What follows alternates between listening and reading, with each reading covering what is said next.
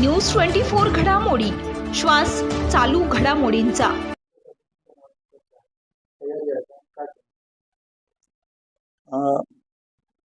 ही गोष्ट खरी आहे की मी अजून काँग्रेस पक्षातच आहे, महाविकास आघाडीतच आहे अजून. परंतु इलेक्शनला जागा ही कुठल्या पक्षाला जाते महाविकास आघाडी, त्याची वाट पाहणं गरजेचं आहे. तयारी म्हणली तर 2009 पासून मी या मतदारसंघाचं प्रतिनिधित्व केलेलं आहे.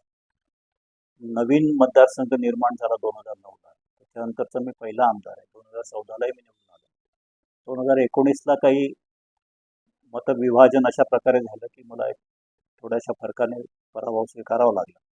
परंतु आताही तयारी आहे माझी, पण कशा पद्धतीने आता पुढे जायचं हे येणाऱ्या काळात 15-20 दिवसात कळेल. ऑगस्ट एंडपर्यंत क्लिअर होईल.